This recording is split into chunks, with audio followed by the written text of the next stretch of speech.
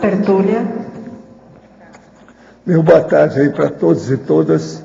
Hoje é dia 13 de agosto de 2012, segunda-feira. O verbete é de número 2385, tem 7 páginas, 47 elogios e 21 máximos. Eu chamo a atenção que a divisão do detalhismo tem 11 máximos. O tema é competição assediadora. A especialidade é parapatologia. Quem redigiu o verbete com muita classe, estudou muito, é o professor Frederico Falcão, que está lá, ó, vai aparecer no Skype. Está cheio de vida lá. Olha o sorriso dele de galã. Veja bem, esse é o Frederico Falcão, tá bom? Agora, definição. A competição assediadora é o ato a efeito de a consim homem ou mulher empenhar-se de maneira anticosmoética, isoladamente ou em grupo, na disputa de posição, poder, força, posses, habilidades, intelecto, atenção, afeto, beleza e prestígio, buscando autoafirmação e autovalorização a partir da comparação patológica interpares.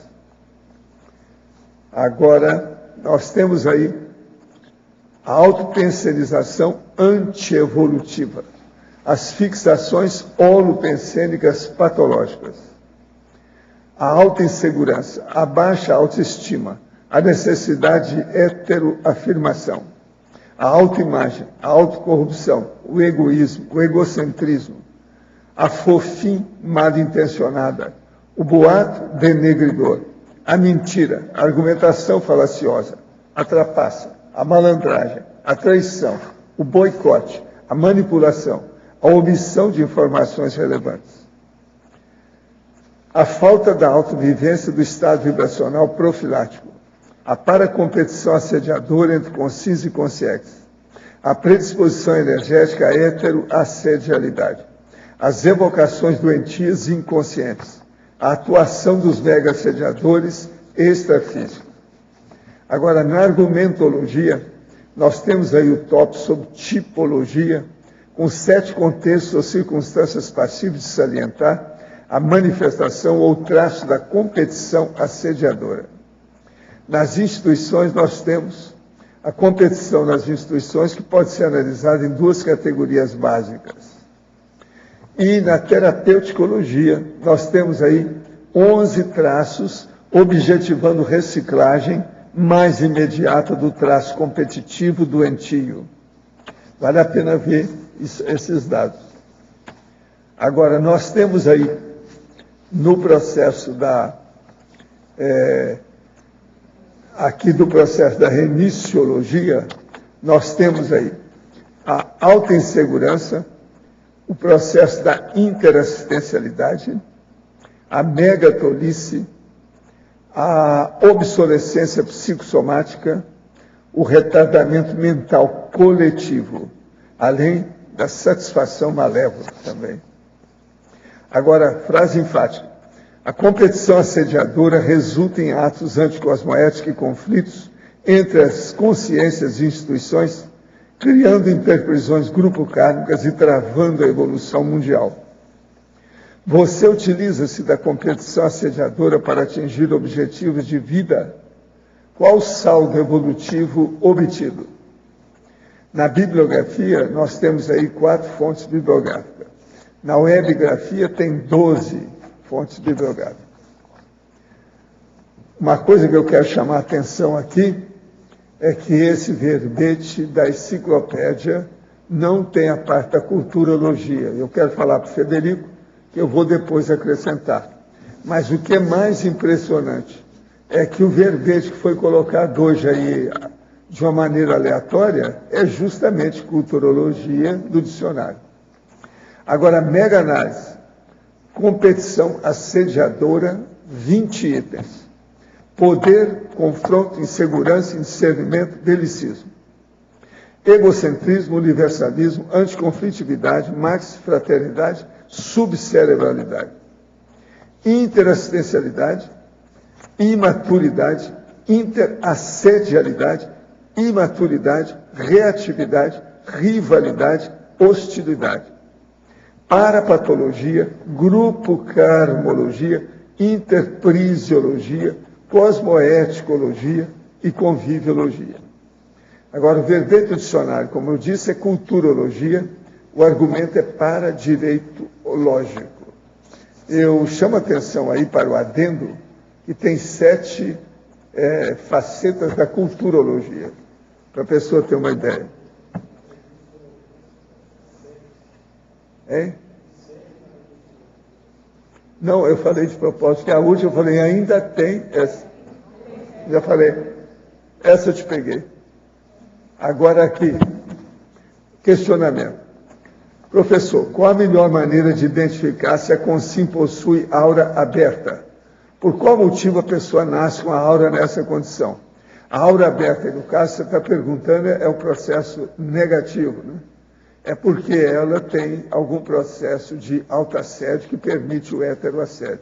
Então, nesse caso, ela não tem segurança. É o chamado corpo aberto, que é o contrário do corpo fechado.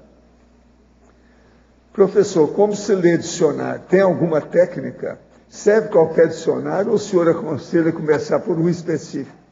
Pelas suas pesquisas e observações, saberia dizer se o Francis Bacon e o Jean-Jacques Rousseau estão com sim ou com CX, eles fazem parte da nossa turma? Olha, vamos com calma aqui, vamos por partes, segundo o Jack o Estripador. Primeiro, dicionário. Você tem que olhar o que você está estudando e pegar os dicionários sobre esse assunto que você está estudando. E ler o dicionário inteiro, anotando, riscando o dicionário. Primeiro, você compra o dicionário para ele ser seu, para você riscar. Isso é que é o melhor que a gente faz. Eu, por exemplo, estou vendo aqui, ó,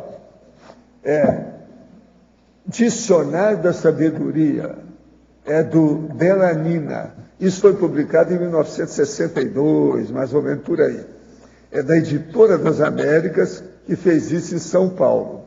São 9 volumes, esses volumes geralmente são pequenininhos, mas eles têm geralmente 450 páginas. Eu já li até agora 7 volumes, esse é o 8º. Falta esse e o 9º para eu ler e anotar tudo. Eu anoto um monte de coisa nele. Tem muita bobagem no dicionário. Tem. A gente pensa que é só sabedoria, mas tem muita ignorância. Então é preciso a gente ler tudo. Agora, outra coisa. O Francis Bacon, eu não sei onde é que ele está, muito embora ele está aqui nos bustos. É isso? Agora, o Jean-Jacques Rousseau, o Jean-Jacques, esse aí é meu conhecido, ele está como consciência faz mais de 2 séculos, e ele atualmente está atrás do povo que ele deixou para trás. Ele agora resolveu recentemente a mudar a situação, porque ele estava muito francês demais, muito francófilo. E ele mudou isso, então mudou a ideologia, o processo político dele. Ele está trabalhando agora, fazendo muita assistência. Agora, ele é o primeiro busto, quando a gente sai à esquerda daqui. Também tem o busto dele. O Francis Bacon também tem. Agora, para o Frederico, o professor Frederico, o verbetógrafo. Na parafatologia, página 2, segunda linha, poderia abordar a predisposição energética, a heterasexualidade e as evocações doentias inconscientes? Claro. Estamos vendo aí? Nesse caso aqui, o que eu estou querendo dizer é que as pessoas elas já têm, né, na nossa sociedade, uma predisposição muito grande à competição, né? A nossa sociedade até prega que a competição é importante, né? É uma coisa muito importante para a gente crescer, para a gente sobreviver. Então, esse pensene todo, né, da competição, de que a gente tem que competir para crescer, para aprender, até para a nossa sociedade acredita que é através da competição que a gente evolui, né? Através desse traço. Então, a pessoa cria toda uma predisposição a o pensene, né, para a energia, né? Então, o pensamento fica também energeticamente isso predisposto à heterasexualidade e isso vai evocando, né? Tanto o pensene quanto a energia vai evocando, né, consciências afins com esse tipo de traço, né, de patologia. Gente, eu entrego aí o Frederico para vocês. Pode falar, o amigo. O Frederico, Aqui na página 2, Principiologia, o princípio egocêntrico do eu mereço. Podia dar uma analisada, por favor? Claro. Esse pensamento, né, é um pensamento que leva as pessoas o tempo inteiro à competição, né? Porque a partir do momento que você tem sempre a razão, ou você acha que você merece algo, né? Você vai lutar por aquilo, você vai brigar por aquilo, e isso daí muitas vezes, na maioria das vezes, vai te levar para uma competição com outras pessoas que ou acham que também merecem, né? Ou que talvez não acham que você merecem. Então, muitas vezes esse pensamento do eu mereço vai acabar te levando a uma competição por algum objetivo que você acredita que você mereça. Quando ele é egocêntrico, né? Quando ele é uma coisa que está... Por isso que é o princípio egocêntrico, né? Porque às vezes pode até ser que você mereça, mas você não está pensando egocentricamente. Mas a partir do momento que você está pensando egocentricamente, a probabilidade disso te levar para uma competição, de você querer alguma coisa, é muito grande. Agora, na página 1, a citaciologia, Bertrand Russell, a vida não passa de uma competição para ser o algoz e não a vítima. Eu não entendi essa frase aí. Tá ok. É um pouco o que eu estava falando, né, da nossa sociedade. A nossa sociedade acredita que a competição é uma coisa fundamental, né, uma coisa básica, que nós temos que viver com isso daí e que é assim que a gente vai crescer. Então, o que esse pensador aí, ele quer dizer com essa frase, é justamente isso, que na vida, ou você vai ser um dos dois, e aí você escolhe o que você quer ser, se você quer ser vítima ou se você quer ser algoz. E aí que vem a competição, né, de todo mundo um tentando atropelar o outro, passar por cima do outro, ganhar do outro, passar a perna, né? Então, essa mentalidade muito prevalecente na nossa sociedade hoje, é muito essa frase, essa citação é importante por causa disso. Ela mostra que esse pensamento, na verdade, ele está muito entranhado nas bases do paradigma, das crenças, dos valores da nossa sociedade hoje em dia, né? Que é essa coisa, as pessoas acreditam que você tem que pegar o que é teu, você tem que correr, você tem que lutar, você tem que, né, e atropela e passa, né? Eu boto até no estrangeirismologia, né? A cultura do winner-loser, né, do americano, né? Os Estados Unidos têm isso demais, né? Que é a questão de ou você é um winner ou um loser, não tem meio termo.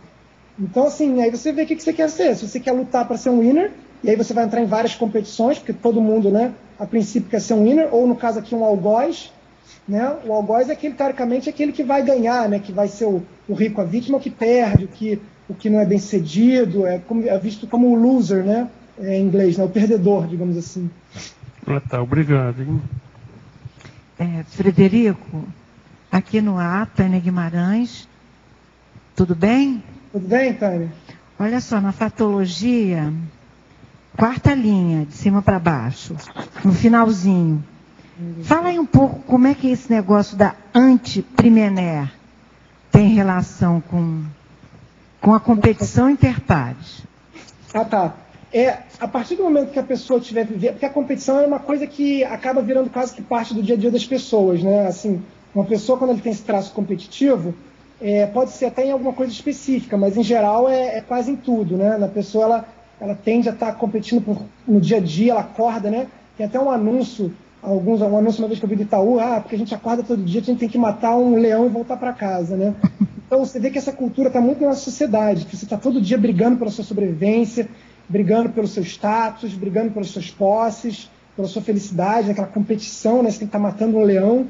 E o que eu estou querendo dizer é isso, assim, quem viver, né, baseado na competição, quem tem esse traço da competição, de estar competindo, para estar se provando, para estar se autoafirmando, ou que vê a vida como, né, uma constante sobrevivência, né, você não vai atingir a primeira, você não vai conseguir vivenciar isso se você estiver sendo uma pessoa competitiva na sua vida.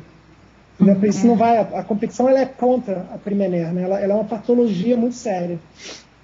Isso foi um destaque bem interessante, né? Você fala mais aqui no detalhismo sobre isso, explicitando melhor essa, quer dizer, você não quer a primavera energética pessoal, porque você está fazendo a competição o tempo todo, é isso?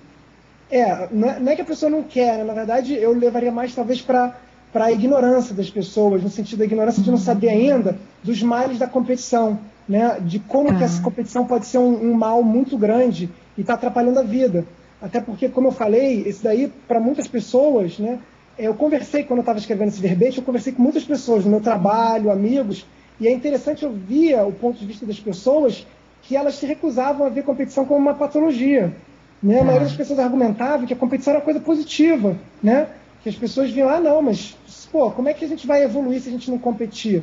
Então, no caso aí, que eu tento demonstrar como é que ela é problemática, né? E foi muito interessante, que eu tinha feito algumas reflexões sobre isso, né? Eu li alguns artigos, e só depois que eu fui chegar no Homo sapiens urbanizados e pacíficos, mas isso bem depois, quando meu verbete já estava até quase pronto, e eu fui ver como que o Valdo tinha abordado bastante a questão da competição, fala muito nesses dois, também no 700 também tem bastante, e como que ele vai descrevendo todos os males, né? Tem até uma frase que eu acho muito impactante, que ele fala que a competição ela é a origem de todo belicismo, né? A competição leva para a hostilidade, para tudo isso. Só que as pessoas não têm essa visão, né, das consequências da competição, e elas acham que não tem como ter um mundo sem competição.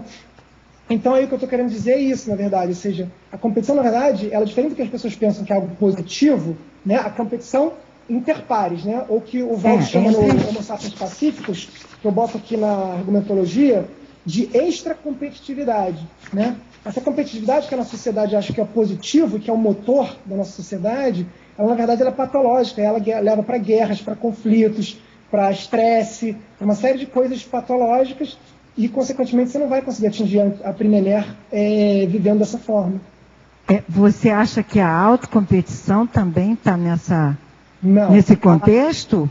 Quer dizer, eu cada dia eu estou querendo competir comigo pacificamente para melhorar? Não pode ser? Isso. Você coloca nesse contexto também?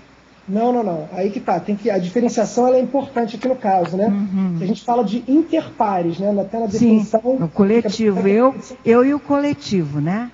Você com outros, né? Isso. Ou organizações, estados, né? E tudo mais. Então, aqui na parte de instituições, eu tento esclarecer isso, dizendo que a intracompetitividade, né? Também definido no Homo sapiens pacíficos, que na verdade é a competição intraconsciencial, né? Ou seja, é a pessoa com ela mesma, né? Essa pessoa tentando estar se superando, mas o problema é que as pessoas, muitas delas, elas tentam, em vez de olhar para si, né, ver quais são as suas barreiras, o que você tem que se superar, e aí você focar em superar isso, as pessoas ficam vendo os outros, né, o que os outros estão fazendo, eu queria fazer mais que o outro, eu queria estar mais... Na verdade, no fundo, tudo isso é uma disputa por status, né, prestígio, posição, poder, tem uma série de coisas por trás da competição, mas falando mais assim, simplesmente, é isso, assim, a competição intraconsciencial, ela é super positiva e necessária evolutivamente. A competição interpessoal, né, a extracompetitividade, essa é a patológica e negativa. Tá, ok. Muito obrigada. Você é da onde? Do Rio. Ah, eu acertei. Obrigada. Nada. Professor Valdo. Professor, no DAC, página 17, gostaria que o senhor comentasse um pouco, na seção Paradireitologia, a frase, o verdadeiro jurisconsulto é quem casa cosmoeticamente as leis com os costumes. Podia comentar mais um pouco? Peraí, deixa eu ver onde é que está isso. Paradireitologia, página 17. É a segunda linha da paradireitologia. O verdadeiro jurisconsulto é quem casa cosmoeticamente as leis com os costumes. É porque eu sou leiga ainda, estou aprendendo. O problema todo é o seguinte: tudo que comanda a vida humana das pessoas em geral é o conjunto de costumes daquela etnia, daquela tradição, daquele povo. Agora, os magistrados, que são jurisconsultos, ele tem que coadunar, ou juntar, ou acertar, ou fazer a confluência de todos os princípios legais a esses costumes. Porque senão não adianta nada. Então, por exemplo, ter a pena capital, a chamada pena de morte, isso eles se submeteram a um hábito, você está entendendo, da matança do povo. Então, por exemplo, Estados Unidos, ele é muito influenciado pelo panjudaísmo. O panjudaísmo é totalmente belicista. Então, eles têm lá o Pentágono, a coisa toda, a arma. Outra coisa, mais de 50% do povo não quer que acabe com a liberdade de comprar e usar a arma. Todo mundo quer usar a arma. Então, é uma nação armada, uma nação belicista, uma nação matadora. Por quê? Os magistrados fizeram a lei daquele jeito. E eles lá são considerados como sendo os jurisconsultos dos pais fundadores que fizeram aquilo que é a maior carta constitucional que existe, boa, dos Estados Unidos. No entanto, eles têm isso tudo. Lá permite que a pessoa tenha arma à vontade. Então você veja, esses magistrados ainda não são os ideais. São jurisconsultos que fizeram aquela carta deixando a liberdade de matança. Isso aí tinha que dar um jeito. Então, o Texas, por exemplo, às vezes num ano ele mata um monte de gente, né, na cadeira elétrica. Você está entendendo? Onde é que está a civilização? A pena capital é o homicídio institucionalizado, legalizado. Então, o verdadeiro jurisconsulto, ele deveria ter um grande conhecimento das etnias, da Ele tem que saber muito sobre multiculturologia. sociologia, sobre história, a psicologia, a psiquiatria, se ele puder, devia ser tudo. Eu já falava, quando foi feita lá a faculdade de Direito, eles me perguntaram, o que você acha que está errado nisso? Eu falei assim, eu acho que falta estrutura em quem vai fazer advocacia, porque qualquer rapazinho chega aqui, vai fazer, depois pode se transformar num juiz. Se a família dele tem influência naquilo, pronto, daí a pouco tem lá um cara. Por isso que é que tem os Lalau da vida aí, que são magistrados do Brasil, que já por até estão na cadeia. Então você veja, precisava ter mais infraestrutura para a pessoa ser advogada. Eu acho que devia exigir mais, como infraestrutura. Sabe? Isso que a gente pede para os cursos aqui, como é que é? Precisa ter o quê? Tem uma coisa antes. Pré-requisito. Precisa de ter mais pré-requisito. Não seria só a aplicação da lei, seria análise de cada caso, Não, a aplicação da lei até que é fácil. Pois é. Agora, o problema é saber escolher. O que você vai aplicar? Entende? Então, o que eu vejo é o seguinte, as faculdades de Direito, a OAB, esse negócio todo, devia exigir mais. Não é só nos cursos de Direito, porque os cursos de Direito, no Brasil, por exemplo, na década de 50, 60, tinha faculdade que ninguém precisava de ir lá, era só ir para pegar o diploma. Lá em Niterói mesmo tinha uma desse jeito, todo mundo sabe disso. Eu sei porque eu ia ao Ministério da Educação naquela ocasião, sabia de tudo, lá por dentro, e eles fizeram uma perseguição depois em cima, deram um jeito na tal faculdade, porque os caras, eles pegaram com documento. O cara só ia lá para receber o diploma no fim do curso. Eles davam um jeito, é uma fábrica de diploma. Agora, igual essa de Niterói, havia algumas dezenas no Brasil. Então, veja, isso tudo naquela ocasião, eu falei assim, precisa de infraestrutura. Agora, eu penso que isso andou melhorando muito de lá para cá. Agora, da década de 50, 60 para cá, melhorou muito. Agora, Valdo, já é errado o próprio processo seletivo do STF, que é indicação política. E se você vê, por exemplo, aquele Toffoli já lá... é a cúpula, tudo errado. Já no máximo já está errado. Só do PT mandar nesse povo todo. E outra coisa, às vezes um partido igual ao PT não cumpre a lei toda. Então o STF, às vezes, é que está fazendo ordenação. Então, eles estão entrando. É o Poder Judiciário entrando no Poder Executivo. Eles estão se infiltrando lá. Do jeito que um infiltra no outro, isso aí não é bom. Quando os poderes começam a se interferir, Professor. já perdeu. O país está no buraco. É o que está acontecendo no Brasil. Tem muita Professor coisa que precisa Valdo, reformular. aqui em cima, Tânia, sobre essa questão dos advogados, eu tenho a minha filha, que é advogada. Nesses 2 últimos anos, a OAB está sendo, todo concurso, que ela antes fazia 1, agora ela faz 4, cobra uma fábula, quer dizer, é só uma... E a correção dela está sendo questionada em todos os níveis. Pois é, mas talvez acabe, mas porque veja, o que eles estão fazendo, as pessoas que não faz... passam e eles não dão os valores, eles não dão as notas, Eu sei. não dão as Mas, coisas. olha, Então, precisava de fazer tem um negócio muito movimento. complicado aí. Por exemplo, esse Toffoli que está lá no Supremo Tribunal, ele não devia estar lá fazendo um mensalão. Que é isso? Isso é uma vergonha para o Brasil. Sim, além dele e todo tem mundo outros. sabe disso. A coisa já saiu em tudo quanto é imprensa, até no exterior. Além desse, tem outros que foram indicados por Lula, mas não fizeram concurso, não fizeram nenhuma... Então, agora, tá um esse negócio Toffoli é de complicado. morte.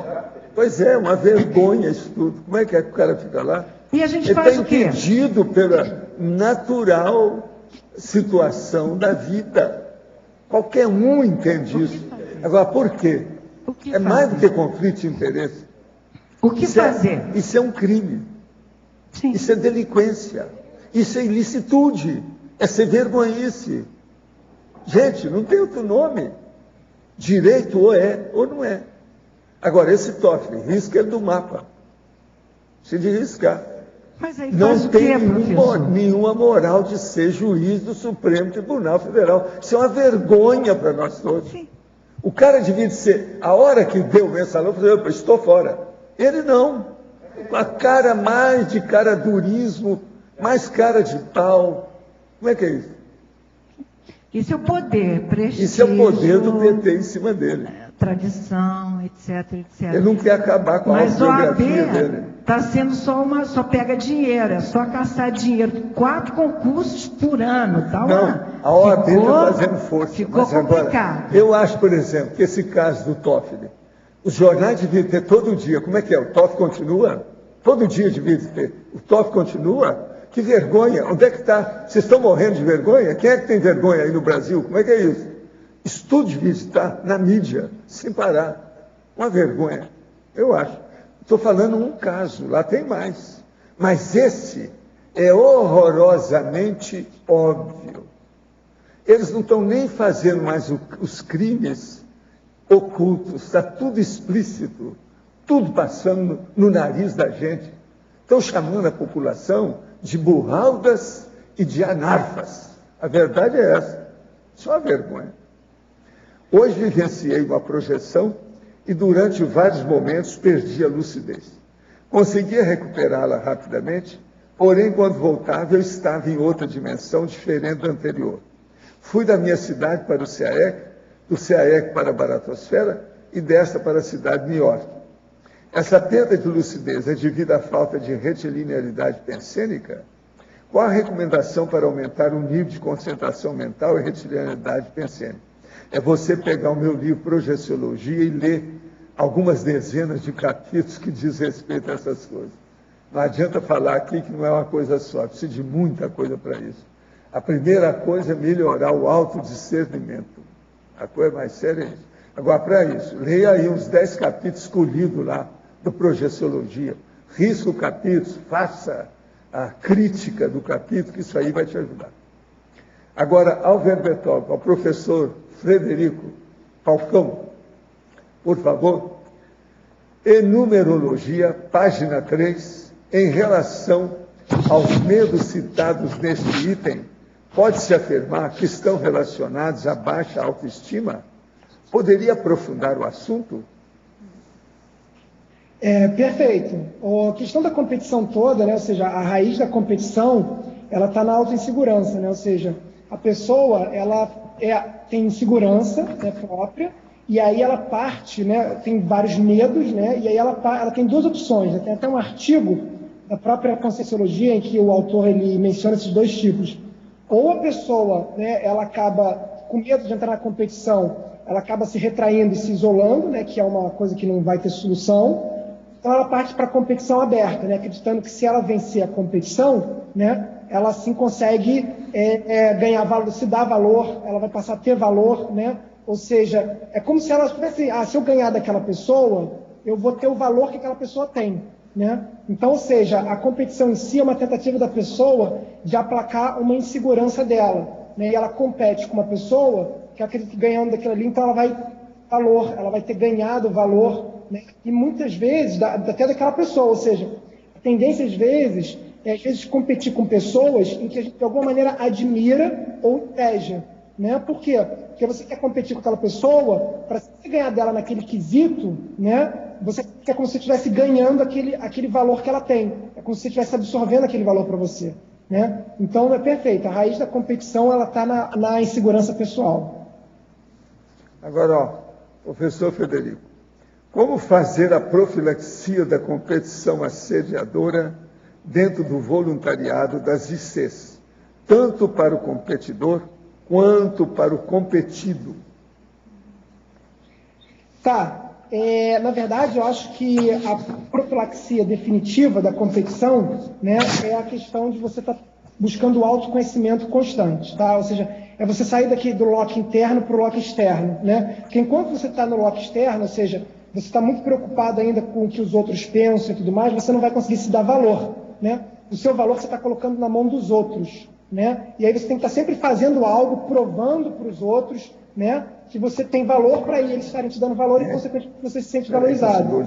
Até você está trazendo isso para você, né? Você tá fazendo suas autopesquisas, seu autoconhecimento, suas autossuperações, e assim você vai começando a se dar valor, né? Você vai se preocupando com você mesmo, como você se vê, e você vai chegando até a questão de você estar ficando menos suscetível às questões externas, né? Ou seja, a habilidades, essas coisas todas. Quanto à questão do... Então, esse, assim, para mim, o principal é isso, né? Esse caminho da autopesquisa mesmo, das reciclagens, é assim que eu acho que você vai ganhando, vai saindo do lock externo para o lock interno, vai ganhando essa questão do valor você por você mesmo e ficando menos na mão dos outros. Quanto à questão do voluntariado, quando você falou do competitivo, do competido, né? Na verdade, é o seguinte...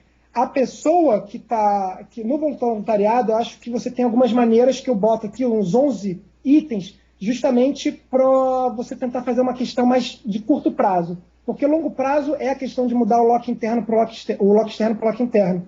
Mas no voluntariado, eu te sugeriria você dar uma olhada nesses 11 traços, nesses 11 itens que eu coloco na terapeuticologia, ajudando a você ver o seguinte: primeiro, não está contribuindo para essa competição? Pessoa, né? Essa coisa é uma pergunta que a gente tem que estar sempre se fazendo, porque muitas vezes a gente acha que o outro que está competindo com a gente, isso pode vir muito daquele princípio do eu mereço, né? Por que é o outro que está competindo com você? Né? Ou seja, por que você está partindo do princípio que não, isso daqui é meu, né? Esse aqui é o meu coisa, e o outro que está competindo comigo? Né? Então a gente tem que sempre tomar cuidado e se perguntar isso mais profundamente, mas de qualquer maneira, esses itens da terapeuticologia podem te ajudar a você estar lidando melhor com as pessoas quando você se vê em algum motivo de competitividade com outra pessoa, tá? Então, essa fica a minha dica aí, dá uma olhada na terapeuticologia, com calma. Alô, Frederico? Primeiro, queria parabenizar pelo verbete, que está muito legal, tá? Obrigado. O meu tema de pesquisa, ele envolve a questão da competição. E aí eu queria te perguntar, qual que é a sua opinião, qual a sua visão, porque sempre que eu abordo o tema da competição, a argumentação que me vem das pessoas é assim: não, mas a competição, ela incita a pessoa a se melhorar, ela incita a pessoa a buscar melhores caminhos, né? O desenvolvimento vem por causa da competição. Então eles vêm com essa argumentação. Eu queria ver o que você, que estudou mais esse tema específico, o que você pensa sobre isso. Tá. Eu vou repetir uma frase que eu acho que o Valdo deve ter falado 1000 vezes, né? A questão é tudo a intencionalidade. Então, a intencionalidade, ela é super importante nesse item, nesse traço, né? Por quê? Se você acaba, de vez em quando, se espelhando num outro, para você tentar se superar, né? Mas a intenção, lembrando, você não está querendo superar o outro, você não está competindo com ele, você não quer mostrar que você é melhor que ele para os outros e para ele mesmo, etc. Se você, às vezes, pega algumas metas que alguém alcançou, que antes você considerava inalcançável, aí você vê, pô, aquela pessoa conseguiu isso. E aí você traça como você se faz uma autoanálise, você tem um bom nível de autoconhecimento, e você fala, poxa, acho que dá para eu fazer isso. E aí você coloca isso como uma coisa interna sua, sem você estar querendo holofotes, reconhecimento para o grupo, né? Ah, olha só, eu consegui também, isso aqui é um status, isso aqui é né, como se fosse uma medalha que eu ganhei. Pode ser positivo, mas a intenção é muito importante nesse caso, que aí você, de repente, você viu algo externo, que você ainda não tinha se tocado, e transformou aquilo numa informação que você teve nova, e você transformou aquilo numa questão intracompetitiva, né, intraconsciencial sua. Aí isso é positivo. O problema é que a gente sabe que, na maioria das vezes, não é assim, né? Ou seja, as pessoas, elas têm outras pessoas e elas querem competir para mostrar para o grupo, né? Para o grupo que está, para o seu meio social, família, amigos. E aí você está querendo aquilo, reconhecimento, prestígio, status. Então esse que às vezes é o grande problema, entre outras coisas que a competição pode também está buscando poder, né, no grupo, você quer o cargo de coordenação de chefia. A grande questão é que a gente tem que tomar cuidado é isso. Qual é a intenção você traçou um novo objetivo? Né? O que você está querendo buscar com aquilo ali de verdade? Né? Você realmente é uma questão sua, que você está disposto a ficar no anonimato quando você conseguir aquilo ali? Né? Eu digo, não querer holofotes, fogos de artifício, reconhecimento. Né? Não que você também não possa compartilhar com os outros as conquistas, mas a intencionalidade eu acho que é fundamental aí. Essa pergunta? Não, respondeu sim. Agora, sim, a gente vive numa sociedade capitalista, né? E aí, por exemplo, como é que você vê a situação numa empresa, por exemplo, faz um processo seletivo para selecionar um novo funcionário, né? E você está participando de um processo seletivo, né? De uma certa forma, aquilo é competitivo e você tem uma intenção que é assim, eu quero ser selecionado para poder trabalhar nessa empresa, né? Como é que você vê isso, esse tipo de competição? Se isso é saudável, se isso é salutar, ou, né, se a empresa está fazendo uma seleção para tentar pegar, de repente, o melhor profissional? Como é que você vê essa situação, se isso é ok ou não? Olha, a princípio, eu acho que é o que eu volto a falar, é a intenção, né? Se a pessoa realmente aquilo ali, ela não está, digamos assim, como é que eu poderia usar as palavras? Se ela está realmente no caminho certo dela, né? Se aquilo ali é o emprego realmente que ela quer, um emprego bacana, um emprego, sabe, que está dentro, digamos assim, que vai somar a Proexis dela, se aquela ali é uma empresa em que ela tem... O Valdo vive falando da questão da lucidez, né? Ele contou aquele caso uma vez da Antártida e tudo mais. Então, vamos partir de uma premissa, né, que você está no caminho certo em termos de você está escolhendo uma boa profissão. Essa empresa você não está entrando também por conseguir status social, para agradar sua família, é uma empresa que tem algum porquê de você estar ali e tudo mais. Né? Então, eu acho que esses processos podem ser saudáveis, sim, de acordo com como eles forem conduzidos. Tá? Isso no nosso nível atual, né? Porque eu entendo o seguinte, se a gente faz uma projeção para o futuro, né, vamos supor, quando a gente estiver num planeta escola, eu acho que esses processos eles vão ser diferenciados, tá? Eu acho que as pessoas vão ter mais autoconhecimento, né? Ou seja, o que eu estou querendo dizer é que esses processos, na minha visão, eles tendem a acabar, tá? Porque hoje em dia, com a nossa pouca lucidez, discernimento e autoconhecimento, às vezes a gente precisa desses processos, de botar as pessoas sob pressão, sob prova, competindo uns com os outros, para tentar dali você tentar tirar o melhor.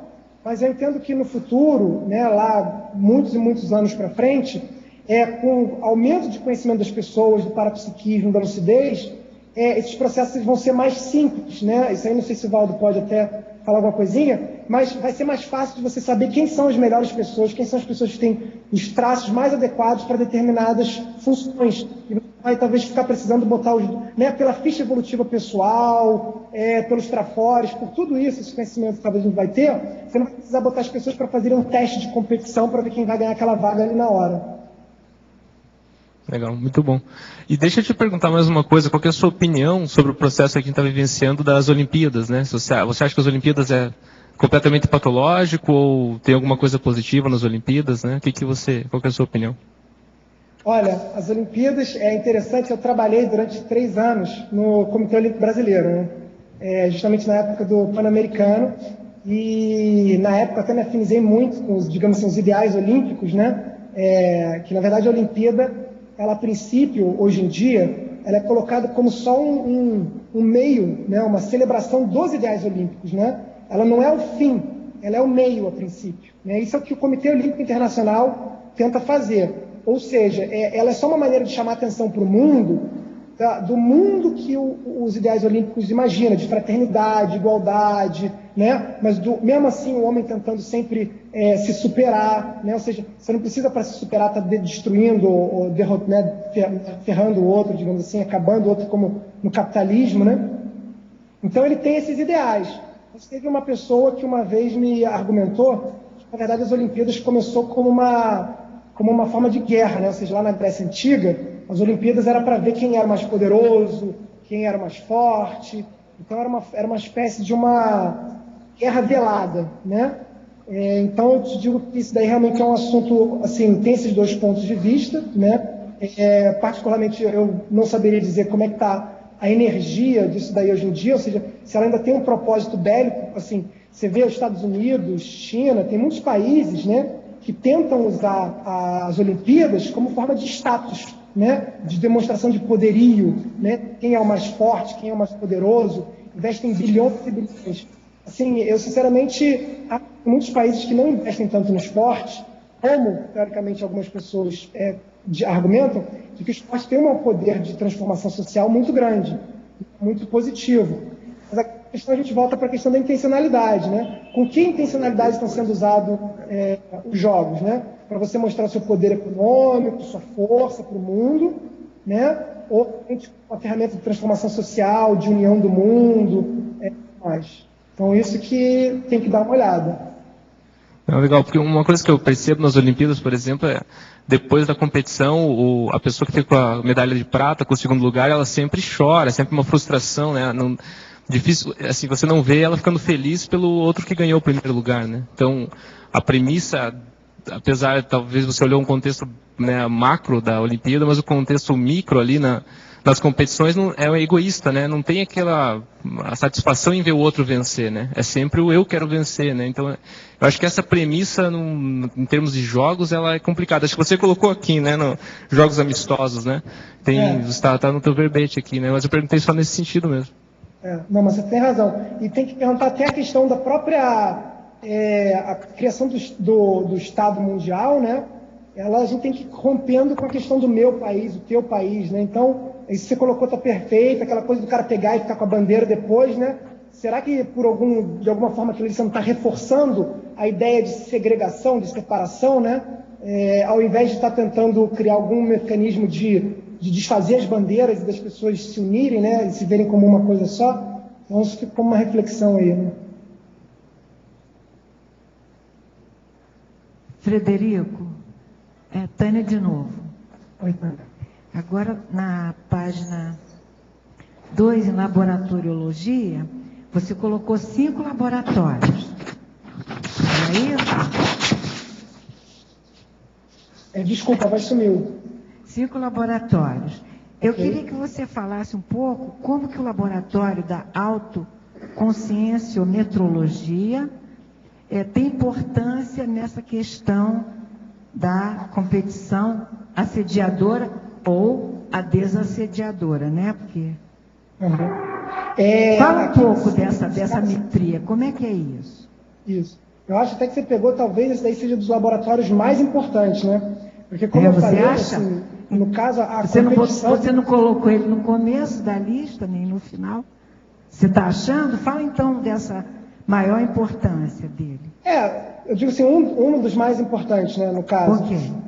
Porque é a questão do autoconhecimento que eu estava falando, né? Ou seja, a competição, né, à medida que você vai se autoconhecendo, que você vai fazendo autopesquisa, tudo isso que a gente faz muito na conscienciologia, a tendência é você ir ganhando autoconfiança, né? Eu mesmo fui um cara que, quando eu cheguei na conscienciologia, eu era muito competitivo. Muito o quê? Competitivo? Eu não escutei. Demais. E isso chegava a ser tão patológico que, às vezes, era muito problemático para mim. Era uma coisa assim que eu demorei para enxergar. Mas, à medida que você vai se conhecendo, você vai se pesquisando, você vai superando esses traços, é muito interessante, você vai ganhando muita autoconfiança. Acho que todos nós aqui já experimentamos isso aqui na conscienciologia. Você vai se conhecendo. Então, toda essa insegurança, essa dependência da aprovação dos outros, com o crescimento do autoconhecimento, da autopesquisa, das reciclagens, isso vai passando, você vai ficando mais confiante em você, você vai aprendendo a lidar mais com o seu amparo, que você talvez realmente tenha umas figurinhas, né? De vez em quando, ter uma opinião, etc. Então, a autoconscienciometrologia é isso, né? Ou seja, você está conseguindo, está fazendo a sua autopesquisa, está fazendo o seu autodiagnóstico, está se reciclando, você está saindo, como eu falei, do lote externo para ir para o lote interno. Eu acho que esse sim é fundamental para você estar superando de vez a questão do traço competitivo. Tá, ok. Muito obrigada. Nada.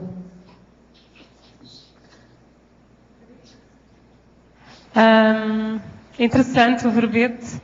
Diz-me uma coisa, aqui na antonimologia, porquê que não colocaste competição sadia? Porquê existe competição sadia? Na antonimologia? Nos antônimos. Na verdade, eu cheguei até a cogitar botar isso daí, só que a gente, eu meti isso em 10, né, porque o pessoal falou que era um limite, eu tive que selecionar alguns, eu tinha botado, na verdade, uma uma batelada aí, né? E aí realmente a competição, porque na verdade eu não quis fazer uma coisa que pudesse de repente confundir um pouco. Então a gente na hora de selecionar, optei por isso aí. Achei que talvez fosse mais relevante, mas poderia ser uma opção, sim. Porque, por exemplo, pegando nas Olimpíadas, eu trabalho na área da deficiência, existem as Paralimpíadas, e é bem interessante, porque a pessoa com deficiência que é cega ou que é cadeirante, e quando ela vê outros nas Paralimpíadas a superarem-se, a jogarem basquete ou a ganharem os 200 metros e cegos, aquilo é muito estimulante para as pessoas com deficiência. Agora, eu queria perguntar para ti, porquê que escolheste este tema da competição assediadora para fazer como verbete? Porque isso daí era uma coisa que eu precisava estudar, era um traço meu que atrapalhava muito a minha vida, mas em todos os campos, profissionais, social, afetivo, entretenimento. A competição era uma coisa que era tão forte na minha vida, né, que atrapalhava. Eu chegava, tinha vezes, por exemplo, eu ia fazer um esporte com os meus amigos, por exemplo, eu ia jogar tênis, né? O meu grau de cobrança e de competição era tão forte que era muito engraçado. Ele acionava um mecanismo. As pessoas criam mecanismos dos mais diversos devido ao traço de competição, né? A competição ela leva as pessoas a fazerem mecanismos bem interessantes. O meu, por exemplo, quando eu ia jogar algum esporte, era muito engraçado. Eu me auto-boicotava. Porque o meu receio de perder, né, lidar com a perda, ou como é que isso ia reverberar no meu meio social, com os outros e tudo mais, era tão grande, que o que eu fazia? Eu nunca me esforçava. Eu sempre jogava de brincadeira, como se eu estivesse, não dando muita bola para aqui. Eu fingia que eu não dava muita bola, para jogar meio de qualquer jeito, né? E aí, perdia nada, beleza, mas eu joguei de qualquer jeito. Assim, isso obviamente não é bom para ninguém. Você vai criando uns mecanismos de tipo assim, não vou me esforçar, porque aí se eu perco qualquer coisa tem a desculpa de que não me esforcei, estou jogando brincadeira, não dou muito valor para isso. Então, e fora outros mecanismos, né, às vezes até de convivialidade, né, a minha competição de querer às vezes chegar num lugar e competir pela atenção, pelo status, pelo prestígio, às vezes ela era sufocadora tão grande que eu acreditava, né? Eu não ia para o lugar e com toda essa pressão que eu tinha de que eu tinha que chegar no lugar, né? Tinha que ter o holofote, tinha que não sei o quê, eu tinha que destacar. Então ela acabava era tão sufocante que aí eu preferia não entrar na competição, né? Como até um artigo que um rapaz fala isso, que você tem esses dois traços, ou você vai para a competição mesmo, ou você acaba às vezes fugindo, né? Você evita, você não quer. Para você não ter a opção de perder, né? Como o nosso colega aí falou, de você ganhar a medalha de prata, né? Você não quer, você prefere não disputar e de repente ter que pegar a medalha de prata. Então, é uma coisa que eu fui percebendo como que, tem até um artigo interessante que eu falo, que eu leio aqui, o cara fala que a competição ela é um traço que ela se embrenha nos aspectos da vida, né? De você com você mesmo, você com seu parceiro, com sua dupla, filho, irmãos, com mãe, colega, ela se embrenha em todos os que você pode imaginar, né? Convívio forte, tudo que a gente pode imaginar, a competição pode estar ali discretamente agindo, né? Em termos de instituições, de Estado, de guerras formadas por competição, por cursos, por dinheiro, por tudo. Então, eu vi como a minha vida e achei que seria interessante estar contribuindo o que eu pude aprender aí com esse projeto. Muito bom. E diz-me uma coisa, durante o processo da escrita do verbete, tu sentiste alguma reciclagem? Como é que foi? Sentiste a mudança dos comportamentos? Com certeza. Na verdade, eu acho que quando eu escrevi o verbete, quando eu fui escrever o verbete propriamente dito, eu talvez tinha bastante reflexão sobre o assunto e já estava meio que reciclando esse traço.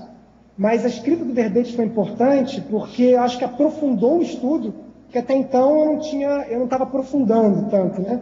Então foi legal ter aprofundado, eu li muito artigo, né? Foi muito bacana isso, ver várias visões diferentes. Foi muito interessante ver pessoas de fora da Conscienciologia, né? Falando que digamos assim, a cura, né? Para a competição eu acho que eu vou até ler um trecho aqui depois para vocês de um artigo que a questão é do autoconhecimento, das pessoas focarem em si, nas suas limitações, nas suas superações e não com os outros, né?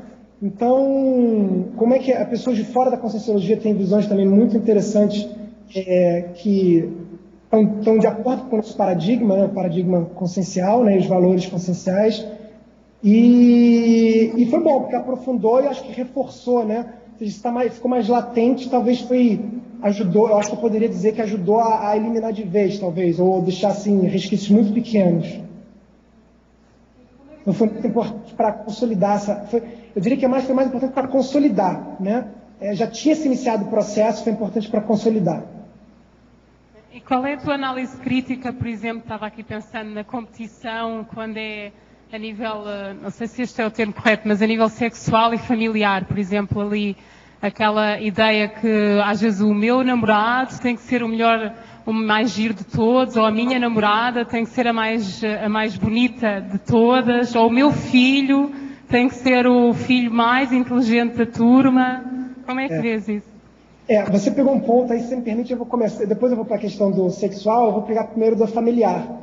Tem um artigo aqui também que eu li, que é muito legal, que a pessoa fala, né, como que na nossa sociedade, a forma como a nossa sociedade pensa, né, o mater pensandi, o solo pensando da nossa sociedade é muito competitivo. E a pessoa vai descrevendo, né, essa autora, ela vai descrevendo como é que a competição ela começa a ser incitada desde bem pequenininho na criança, né? Ou seja, isso aí começa a ser já colocado na cabeça da criança desde pequenininho. Como? Com o pai, né, tentando comparar o filho com os amigos, os primos, os irmãos, porque assim, né, quem acaba primeiro de comer ganha, quem correr mais rápido ganha o prêmio. Ou seja, os pais, eles educam muitos filhos, né, através de um processo de competição. Eles vão já botando na cabeça das crianças desde novas, criando sinapses, né, de que através da superação dos outros e tudo mais, que você vai ser recompensado, né? E aí não percebem o dano que isso depois faz para a nossa sociedade, né? A nossa sociedade é extremamente competitiva, de certa forma, por quê? Porque a nossa sociedade é um reflexo dos nossos intraconscienciais, né? Do nosso interno. O que mostra que a maioria da nossa população hoje em dia é competitiva, o que torna a gente cria uma sociedade muito competitiva, e isso vem desde cedo, né? Com os pais plantando, fazendo muitas vezes esse tipo de educação nas crianças sem perceberem o dano macro que isso depois gera, né? Não só para a criança, mas na questão da sociedade. Então, tem essa questão já de incitar as crianças desde nova para a competição, né? Interpares, né? Não intraconsciencial, né? E acaba que muitas vezes a gente tem filmes aí que a gente vê assim os montes, né? De mãe competindo com a filha, pai competindo com o filho, né? Ou isso é muito comum, os filhos competirem pelo carinho, pela atenção do pai, né? Os filhos querem ser o mais dinho do papai, né? Isso é assim, a gente vê os montes por aí. Eu mesmo sou o mais novo de 3 irmãos. Puxa vida, sofri com isso. O meu irmão mais velho era um super gênio, o meio era o cara mais sociável, engraçado de toda a família. Eu cara, tipo assim, né? Ué, onde é que eu me coloco aqui, né? Porque os dois são grandes expoentes dos dois lados da família, né? De pai e de mãe, né? Então, isso foi sempre uma questão. Quanto à questão sexual, de dupla, de parceiro, de casamento, eu vi muito isso, né? Competição entre os pares do casal, né? Eu lembro uma vez, competição, assim, essas coisas bobas, por isso que eu botei a questão do jogo aí também, né? Entre contextos. As pessoas às vezes não percebem como é que pequenos processos de diversão entre as pessoas podem virar grandes conflitos, né? Quando que eu não vi, às vezes eu ia com um grupo de amigos para minha casa em Itaipava, na Serra aqui do Rio, né? E precisava jogar um baralho, ia jogar um videogame, né? Você via o casal que perdeu no baralho saindo dos tapas, né? Porque perdeu um jogo de baralho, num sábado à noite, curtindo na terra, ou ia jogar um videogame, né? Amigos, né, sabe, brigando e criando um clima ruim ali entre os amigos, porque perdeu um videogame, sabe? E fica zoando o outro. Ou quando ia jogar um futebol de manhã, né, aquele amigo que é super amigo, super doce, gentil, né, que quando entra em campo para jogar futebol, os caras viram um monstro, mas assim, dá soco na cara do amigo e tudo. Então, a questão da competitividade, ela está presente em todos os relacionamentos, pessoais de qualquer instância que seja, ou organizacional, né, como eu falei, já entre países, tudo quanto é lugar, né, tudo quando vê vezes menos espera, né? Rodrigo? É, Patrícia. Eu queria que você falasse para a gente como você vê o mecanismo desses 2 ciclos que você pôs em ciclologia, o primeiro e o terceiro. O ciclo das adversidades autoimpostas e o ciclo das reações exageradas. O ciclo das adversidades autoimpostas. Ah, tá. O ciclo das adversidades autoimpostas é muito o seguinte, né? A pessoa competitiva, né, ou seja, insegura, ela vai estar sempre criando adversidades. Por quê? Porque a forma dela estar tentando se fazer se sentir um pouco melhor consigo mesma, ou seja, aplacar suas inseguranças, suas carências e tudo mais, vai ser colocando objetivos de competição com outros, né, de superar outros, né? E isso vai levar ela a adversidades, a conflitos, né? Porque, assim, em termos de proexis, né, gente, você não tem que estar competindo, né, com seus pares, é você com você mesmo, né? Tem um termo aqui que eu botei, acho que até do Serenão, né, que tem lá no Homo sapiens pacíficos, né? Os serenões não exibem qualquer espírito de competição com outros seres e prevêem a evolução inevitável e recusável para todos, né? Aí, continuando dizendo que não é necessário você competir com os outros para evoluir, você tem a competição com você mesmo, né? Então, nas adversidades é isso, a partir do momento que você começa a criar, quem cria isso é a própria pessoa, né? Ela escolhe um alvo ali, alguma pessoa que ela admira, que ela inveja, que ela acha que se ela superar, né, ela vai como se fosse roubar o posto daquela pessoa naquele quesito, né? As pessoas vão passar a admirar, nossa, fulaninho superou Beltrano aquilo ali, então ele é o bonzão nisso daqui. Então as pessoas vão criando essas coisas na cabeça, né? E vão colocando o objetivo de estar tentando entrar em conflitos com o outro, né? Tem até no livro Homo sapiens Reubanizados ou Pacíficos, tem lá que um dos antônimos de conflito, um dos sinônimos de conflito é a competição, né? Então as pessoas vão criando conflitos para a vida dela, ela vai criando um ciclo constante, até porque a pessoa assim, insegura e competitiva, não adianta ela conseguir conquistar o objetivo que ela traçou. Por mais que ela supere uma pessoa, ela não vai se sentir bem com aquilo. Talvez um tempinho ela fique bem curtindo aquilo ali, né? Um pouco dos holofotes que ganha, mas daqui a pouco ela vai necessitar de uma outra, e outra, e outra, e outra. Não tem jeito, o buraco não fecha com isso, entendeu? Então essa das adversidades autoimpostas. E das reações exageradas, tem muito a ver com essa questão do eu mereço, né? A questão que a gente falou aí no início do eu mereço. A pessoa, ela às vezes fica indignada com determinadas coisas, né? Chama a vida de injusta e tudo mais, porque ela acha que ali dela, que ela tinha que estar tendo reconhecimento, que ela tinha que estar tendo aquela promoção, ou seja, ela que acha que deveria ser a boa naquilo ali, porque o outro já tem aquilo, é bom naquilo. As pessoas criam esses mecanismos na cabeça e têm reações muitas vezes exageradas, né? Competições violentas, agressivas, em que elas entram por causa disso, por causa do mecanismo na cabeça dela que ela acha que tem direito ali, que aquilo ali deveria ser dela. Obrigada, muito bom. Rodrigo, Frederico. Aqui é Ana Cláudia. Oi, Ana Cláudia. Frederico, desculpa. Parabéns aí pelo seu verbete. Também é um tema de pesquisa, né, interessante, porque não tem nenhuma referência, né, na enciclopédia a respeito de competição, assim, um verbete mais específico. E só que eu estou abordando em outro aspecto, que é o do processo da autossuperação desse instinto competitivo. E aí você trouxe, né, várias ideias assim, interessantes, né, com respeito ao autoconhecimento, para a autossuperação, né, desse instinto, né. Aí eu queria saber aí de você o que é que mudou, quais foram os efeitos na sua convivência, né, já que a pessoa ela é muito conflitiva, ela gera, né, conflitos, né, gera um clima, né, desorganizado, mais ou menos ao seu redor. Como é que foi, como é que está hoje, né, a sua convivência com as outras pessoas? Ótima pergunta. O que aconteceu foi uma melhora extremamente significativa da minha pacificação íntima, né, da minha autoconfiança, né? Hoje em dia eu estou uma pessoa muito mais tranquila comigo mesmo, muito mais autoconfiante. Aumentou, assim, digamos assim, estou com um pequeno grau de imperturbabilidade, ou seja, de questões externas. Hoje em dia não é tão fácil a opinião alheia, né, das outras pessoas me atingir, né? Hoje em dia eu tenho mais conhecimento do quem eu sou, o que eu sou capaz, o que eu tenho que fazer aqui. Você acaba mudando muito, né, no autoconhecimento, seus objetivos de vida, entendendo o que você está fazendo aqui, né, o que é esperado de você. Então é bacana isso porque quando você ainda está muito na Rodex, né, ou nubilado na nossa sociedade, você vai, aquela coisa que no verbete eu falo das instituições, né, no item megalópolis, né, em que as pessoas vão todas, a sociedade diz que tem que conseguir uma coisa, e todo mundo corre atrás daquela mesma coisa, então fica uma competição por aqueles, e por ganhos externos, né.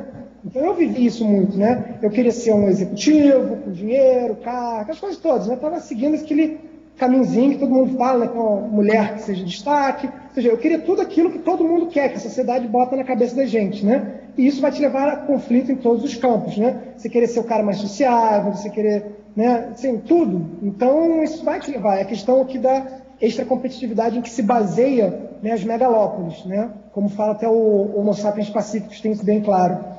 E aí comecei a vir mais para a questão da intracompetitividade, com o conhecimento da conscienciologia. Então, você vai te tirando, vai mudando seus objetivos de vida, né? Você vai tendo objetivos de vida que não vão te levar a conflito com as pessoas, né? Isso é uma pergunta até que eu queria ter feito aqui, mas é porque não dá. Eu tinha feito um verbete muito grande, tive que cortar muita coisa. Mas era uma pergunta tipo, para as pessoas se questionarem sobre seus objetivos de vida. Porque, às vezes, é o seu objetivo de vida que está errado. É o seu objetivo de vida que vai te levar ao conflito com as pessoas. O que você está botando de objetivo de vida? O que você está tentando conquistar na sua vida? Né? Se você tem um objetivo de vida que você vai estar conflitando, competindo com outras pessoas inevitavelmente, vale a pena refletir. Né? No princípio, a nossa Proexis, a gente está esperando, fazendo interassistência, né? Voluntariado, docência, fazendo autopesquisa e reciclagem. Né? E isso, a princípio, não tem muito que você está competindo, brigando, disputando com outras pessoas, né? Tem até no Reurbanizados no Homo sapiens que fala isso. Que a questão da proexis não leva à conflitividade, muito pelo contrário. Que a partir da fase de execução, você tem que evitar qualquer tipo de competição. É difícil. No nosso mundo atual é difícil ainda. Mas você tem que tentar evitar qualquer tipo de competição com os outros. Tá?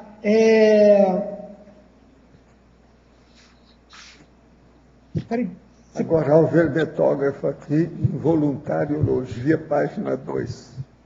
Como avaliar os trafares ainda remanescentes no voluntariado conscienciológico, a fim de ampliar a sinergia? Na remissiologia, eu senti falta do verbete vaidade. Olha, todo mundo vai sentir falta de verbete na remissiologia, são só 15 no máximo. Eles já são atualmente 2.385. Bom, quanto à questão do voluntariado, né, é porque é o que a gente fala, assim, apesar de que, né, na Cognópolis, na Conscienciologia, a princípio a gente não deveria estar sendo competitivo, mas cada consciência ainda tem que superar os seus traços. A gente ainda vai certamente ver muitas pessoas com traços de competição aí nas I6, né? Isso vai ser inevitável, porque isso é questão de cada consciência. Mas a questão dentro do voluntariado ou fora, o tratamento, de certa maneira, é o mesmo, né? Assim, apesar de que a própria questão do voluntariado, né, principalmente a docência, talvez eu colocaria assim, é um item que chama atenção na terapeuticologia, né? Que eu acho que a prática do voluntariado, principalmente da docência, elas podem ajudar muito a pessoa a estar enxergando esse traço, né? E, consequentemente, você enxergar o primeiro passo para você estar começando uma reset, né? Fazer uma reciclagem. Então, mas assim, os pontos é autopesquisa, autoconhecimento, tentar reciclar esse traço e ver os 11 itens que eu coloco aqui na terapeuticologia que pode ajudar numa mudança mais imediata, né? Uma questão mais pontual, mais imediata. Ao verbetógrafo, você considera os esportes uma competição assediadora? Como fazer com as crianças para evitar a competição? Olha, o esporte, a princípio, tá, como o nosso colega aí estava falando, né, quando ganha medalha de prata é muito difícil, o terceiro lugar. O grande problema é isso, né? Ou seja, qualquer tipo de competição, né, que você se coloque, que te traga tensão, né, te traga estresse, né, e que você, dependendo do resultado, ou seja, se você perder para um outro, seja interpares, você fica frustrado, você fica chateado, não vejo talvez como no melhor lugar onde a gente podia estar gastando nosso tempo aqui na Terra, né?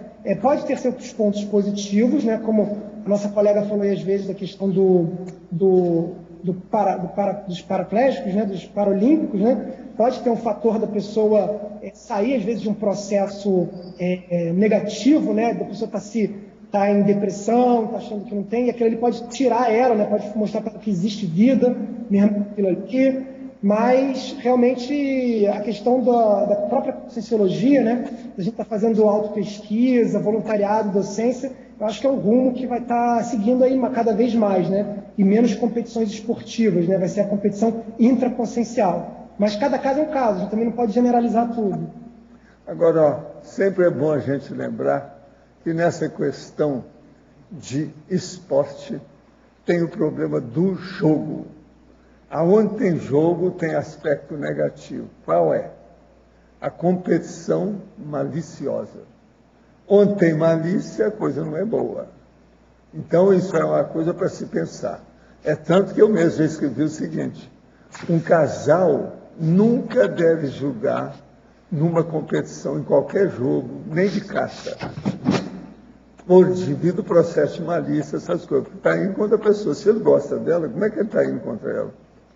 Então, isso aí é uma coisa, não é paradoxal, é contraditória. Agora, aqui outra. Sou advogada, estou insegura às vezes, penso que não é cosmoético atuar na área se não tem conhecimento suficiente. Penso em voltar a trabalhar com outros advogados para poder aprender mais e dividir a responsabilidade. Por outro lado, às vezes acho que falta autoconfiança e temo estar apenas fugindo das responsabilidades. O que acha que devo priorizar nesse momento? Se você não se sente totalmente segura para exercer a profissão, melhor não fazer isso. Ou dar um jeito de enriquecer a sua cognição, o seu conhecimento, a sua competência. Isso aí é muito sério. Na dúvida, ainda mais advogado, você vai ser engolida pelo o regime que tem por aí afora, porque tem muito advogado de porta de cadeia e tem de tudo. Agora, o verbetógrafo, viu, professor Federico? Como o verbetógrafo analisa a situação dos esportes no estado mundial? Seria apenas atividade física para manter o corpo saudável? Eu acho que isso foi um pouco aquilo que a gente já discorreu aí, né? Se for a visão macro que a pessoa está querendo, seja no estado mundial, a gente vê que ainda tem muito hoje em dia uma questão de disputa, né? Como se fosse de hegemonia de poder. Desde a época da Grécia, em que isso era feito mais ou menos como uma forma de tentar mostrar quem era o mais forte, quem era o melhor através do esporte, né? Hoje em dia a gente ainda vê muito isso nos países como os Estados Unidos, principalmente China, né? Que às vezes tentam usar a Olimpíada como uma forma de marketing para mostrar, olha, eu ainda sou poderoso, eu ainda sou quem manda no mundo, né? Eu ainda sou o melhor. Então, nesse sentido, certamente não é positivo, né? Agora, óbvio que o esporte, como uma forma de você estar fazendo a questão de saúde, né? Focado na saúde, é fundamental e necessário, né? Isso aí a própria medicina interna diz que é necessário fazer algum tipo de exercício, tipo, seja lá se é um jogging, né? Uma corrida, uma malhação, uma coisa assim, é positivo. A questão é só quando você escolhe um esporte que você vai ter que estar competindo com outra pessoa, né? E aí, como o próprio Valdo já falou, já começa a entrar a questão de querer ganhar, às vezes usar artifícios não muito positivos, e aí que já começa a ficar um problema. Tenho identificado em minha personalidade que manifesto competitividade para saber quem tem mais razão.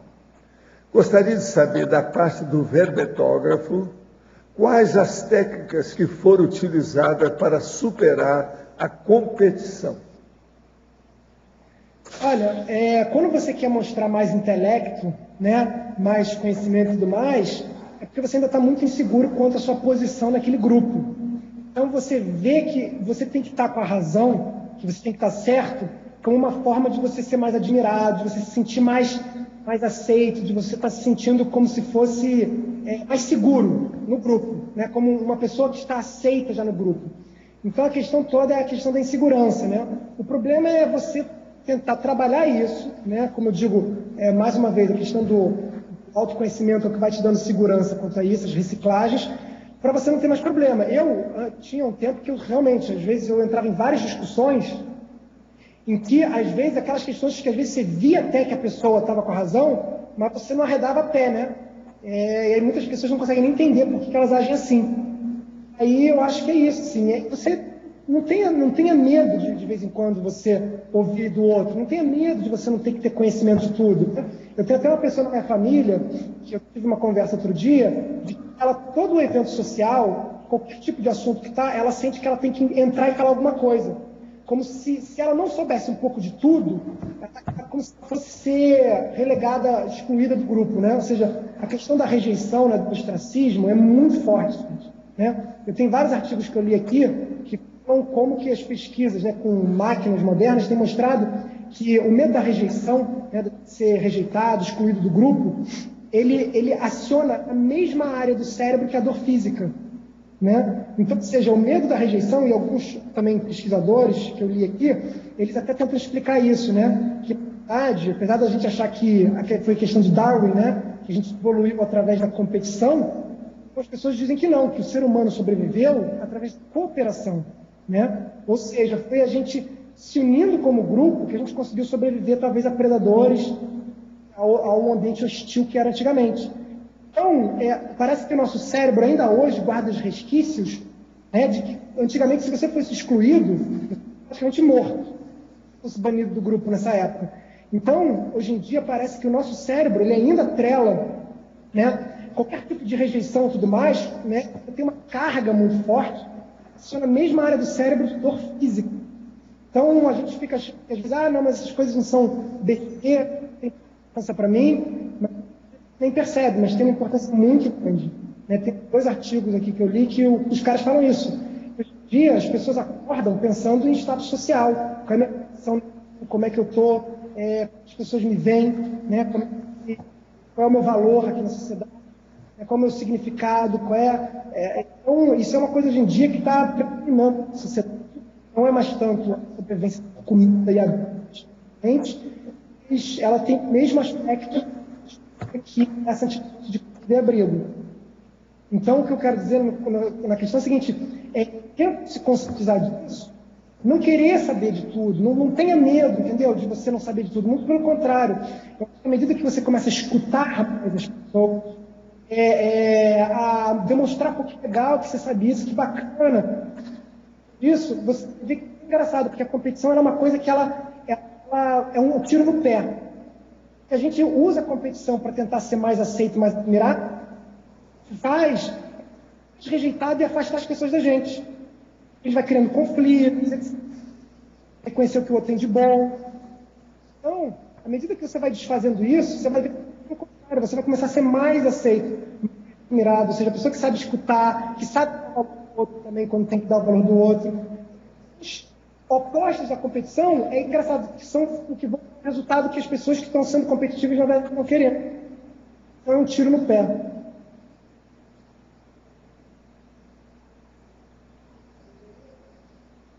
Marilza, tudo bom? Oi, Marilza. Parabéns pelo verbete. E eu queria que você, por favor, em Paradoxologia, na página 3, falasse um pouco desse paradoxo da candidatura evolutiva sem competição. Eu acho que a gente abre uma autocompetição cosmoética dentro do processo evolutivo, porque quando você coloca as metas para seguir, né, você vai recebendo os insights, então você tem que fazer automaticamente uma linha de prioridade, e quando você tenta superar as coisas que você precisa, não deixa de ser uma competição com você mesmo. Mas vamos ver a sua visão. Não, é isso. É até bom deixar claro que, na verdade, tudo isso que eu coloco como competição aí, né, nesses outros termos, é a extracompetitividade, né? Ou seja, a competição interpessoas, né? Como está lá na argumentologia, a intracompetitividade ou a competição intraconsciencial, essa é saudável e positiva, tá? Aquela que você está tentando, está se superando. Mas aqui no paradoxo, obviamente, eu estou me referindo à questão da extracompetitiva, né? Ou seja, que até lá no Homo sapiens pacíficos ele fala, né, que os serenões eles não competem com ninguém e eles prevêem a evolução sem competição, mas no caso ali também, é competição interpares, né? Mas a interconsciencial tem toda a razão, essa é super sadia e necessária para a evolução pessoal. Tá bom. Uma outra coisa que eu queria que você falasse um pouco aqui em fatologia é sobre o conceito do sucesso intrafísico. E logo em seguida você colocou preconceito. Então eu queria que você fizesse um cotejo disso. Como é que você vê isso hoje de dentro da conscienciologia? Como você faz essa comparação com a conscienciologia? Ótimo. Bom, a questão do conceito de sucesso intrafísico está um pouco ligado com aquilo que eu falei dos objetivos de vida, né? As pessoas que hoje em dia vão crescendo, tomando objetivos de vida, né? Os objetivos do sucesso da sociedade, intrafísico da nossa sociedade, né? Ou seja, o conceito de ter muito dinheiro, muitos bens materiais. Então, a partir do momento que a pessoa absorve esses objetivos, né? Os seus objetivos de vida, inevitavelmente vão te dizer se você vai ser uma pessoa competitiva ou não. O que você traça como objetivo, ele de cara, ele por princípio, ele vai estar te botando em conflito com outras pessoas, em disputa com outras pessoas, né, rivalizando, ou não. É uma questão do sucesso intrafísico, eu quis muito dizer para isso, para esses objetivos da nossa sociedade, né, dominante atual. Né? Ou seja, então, se você tomar esses objetivos, você não vai ter muito como fugir de ser competitivo. A questão do preconceito, essa é uma questão muito interessante, e foi muito importante, porque eu era extremamente preconceituoso. Eu era muito preconceituoso. E eu comecei a perceber que o preconceito estava embasado na competição. Olha que ligação interessante, essa pergunta foi muito boa. Porque eu queria me sentir melhor, queria me dar mais valor, queria tentar me sentir mais valorizado, né? Queria acabar um pouco com a minha insegurança, a autoestima. Né? E o preconceito é um mecanismo de você conseguir tentar fazer isso. Você está se enganando, na verdade. Né? Mas é um mecanismo de você tentar fazer isso. Por quê? Você tenta colocar a grande parte das outras pessoas num nível abaixo de você, mostrando um snobismo, uma arrogância, tentar te dar um pouco mais de valor, de você tentar se sentir um pouco melhor consigo mesmo.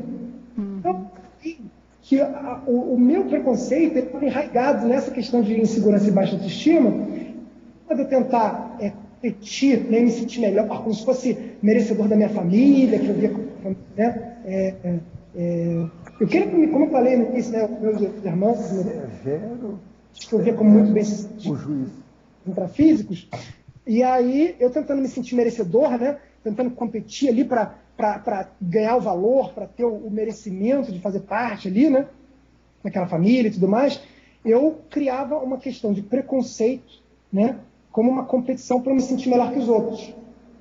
Que é uma maneira de você competir em esforço. Então, a pessoa que ainda ela esforça muito, né, há muitas coisas, é fácil de você competir. É só ser arrogante com os outros, colocar eles como se eles fossem inferiores a você, e você se sente como se fosse uma situação de superioridade. Uma questão de competição, né, mas tem vários malefícios, e que hoje em dia eu também já cuidei disso. Poxa, a vida melhora muito com isso, é uma coisa impressionante. Ok, Frederico, muito obrigada.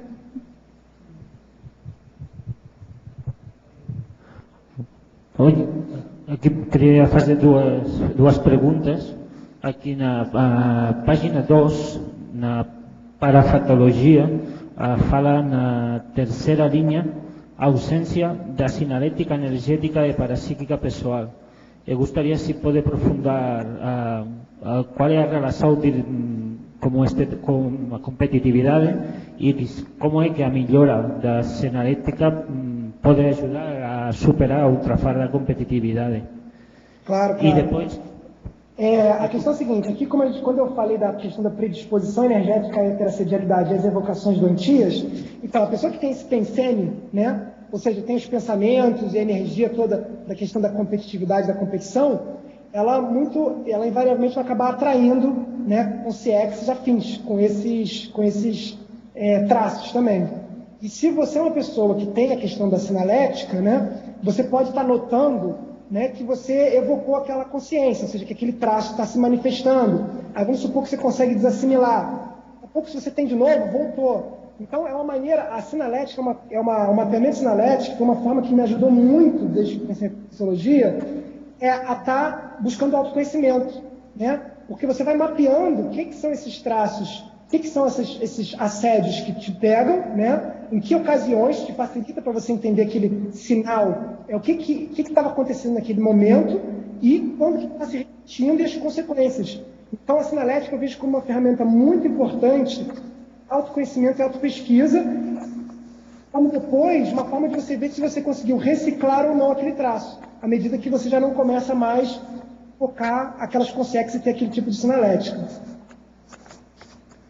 Alver Betógrafo, em Sinergismologia, página 2, primeira linha. Poderia comentar sobre o sinergismo patológico, competição, rivalidade multissecular, fazendo cotejo com o princípio da inseparabilidade grupo kármica? Perfeito. Bom, isso daí é a questão da competição, né? Muitas vezes ela pode estar vindo, né? Pode ser uma questão de outras vidas, né? Aquela coisa que vai vindo de uma vida após a outra, né? É a interprisão, que disputou alguma coisa com o outro, de repente teve morte, teve consequências desagradáveis, né? E aí vem nessa vida, e agora o outro quer dar o troco, e aí podem ficar assim, né? Sei lá quantas vidas, quantos milênios, competindo com o outro, disputando, brigando, rivalizando eternamente, e perdendo um tempo enorme evolutivo, né, da pessoa querer estar focando em outras coisas, ou, né, se você foi aquela pessoa que sofreu na última vida, você simplesmente está botando, né, a bola para trás, né, porque a mágoa, o problema de mágoa é de quem está magoado, né, não do outro, né?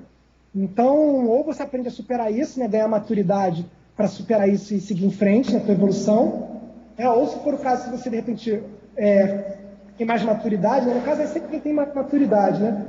Você está conseguindo, se você fez mal ao outro, de repente você está tentando assistir, fazer alguma forma de se reconectar com essa pessoa para conseguir romper com esse ciclo, né, de muito vida das pessoas competindo aí entre si.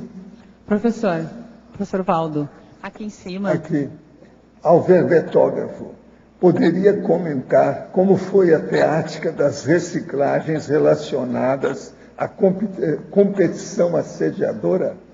Isso é outra pessoa que está falando, tá? Ok. Bom, a reciclagem foi a primeira coisa foi identificar isso, né, na minha pessoa, conseguir entender os impactos disso, né, porque à primeira vista, né, eu digo, na nossa sociedade a gente entende, as pessoas, se você for conversar com a maioria das pessoas na sociedade normal, elas vão entender que isso é positivo, que isso é necessário para você crescer na vida, para você ser bem-sucedido, né? Que a nossa sociedade prega que a competição é importante.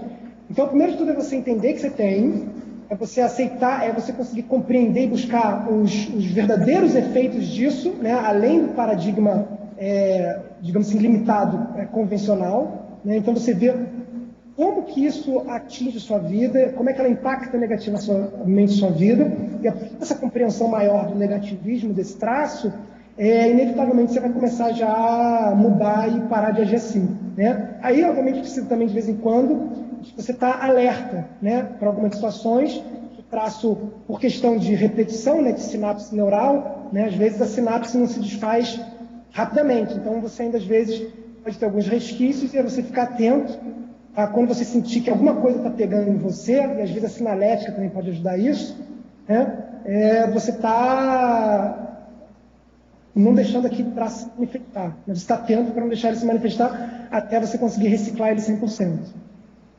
Ao verbetógrafo, na parafatologia, quinta linha, poderia aprofundar a autoprocedência baratrosférica? Claro, a questão aqui é muito que a competição, né, esse traço competitivo, né? Às vezes eu já vi o pessoal falando aí que aqui no nosso intrafísico a gente está na baratosfera, né? E você vê que o traço da competição é predominante visto como uma coisa normal, né? Então essa questão aí da baratrosfera também ter, né, certamente, pelo menos em alguns níveis, né, de dimensões da baratrosfera, muita questão da competição ainda, né?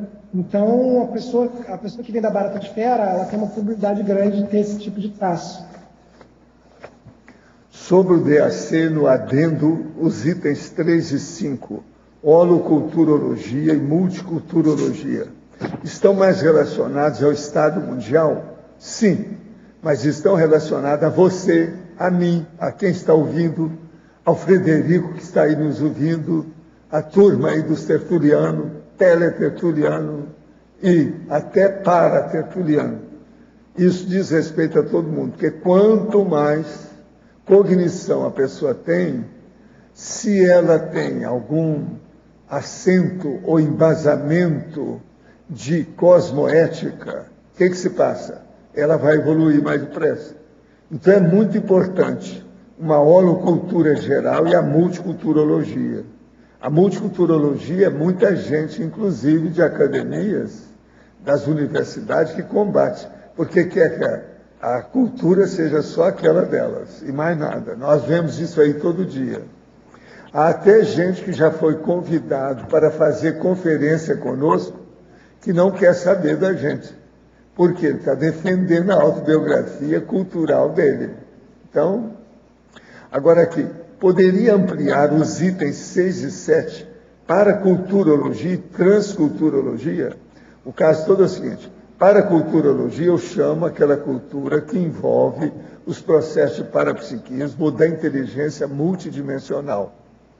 E transculturologia é aquela que transcende essa cultura básica de onde você está, da universidade, da sua nação, onde você vive, do seu país, da sua condição de cidadania. Isso é a transculturologia. Então, é a transcendente. Essa transcendente pode ser adquirida, por exemplo, através do curso intermissivo, que a pessoa vem com outras ideias, com outras finalidades, ela tem outros escopos, outras metas, outros objetivos na vida dela, diferente da média da população. Então, o estudo é transcultural. De modo que vamos examinar isso aqui nesses 7 itens. Não tem nenhum que seja igual ao outro, tá? Eles são diferentes. Pode falar, o que você queria? Olha lá embaixo, em argumentação, sim. Folha 16. O que você 16. Quer? Então, o senhor traz aqui para nós certas leis muito positivas e evoluídas, infelizmente não pegam, porque afetam os maus costumes da sociedade intrafísica ainda patológica. O povo patológico ainda quer manter aquelas leis que não pegam. Tem um monte delas no Brasil que não pegaram. Entende? Que é coisa boa, que é para ajudar os outros, mas não pega. Outros pega pela metade, eles desviam, fazem uma opção de coisa nesse sentido. Sim. Agora, veja, isso tudo é um processo cultural. É um problema que eu falo aí dos problemas de costumes e usos, porque o que manda mesmo na sociedade é o costume. Então, de uma certa... O costume, às vezes, tem muito mais força do que as leis. Tem gente que ignora, não sabe nada e nem quer saber nada de lei. Ele segue o costume, aquilo que veio do pai dele, da mãe, do avô, aquilo que é a tradição da família, a tradição da profissão que ele exerce. Se ele é artesão, então é sempre daquele jeito. Entende? Isso aí é uma pena. Quando o senhor traz aqui como sendo positivo e evoluído, na realidade, o que for positivo já está na direção do pró-evolutivo, né? Pois é. Nesse sentido. Agora, o processo é pensar, né? A gente tem que examinar isso tudo. Eu fico só pensando o seguinte, por exemplo, Existe umas, assim, tipos de profissão que hoje estão, assim, parece que expandidas.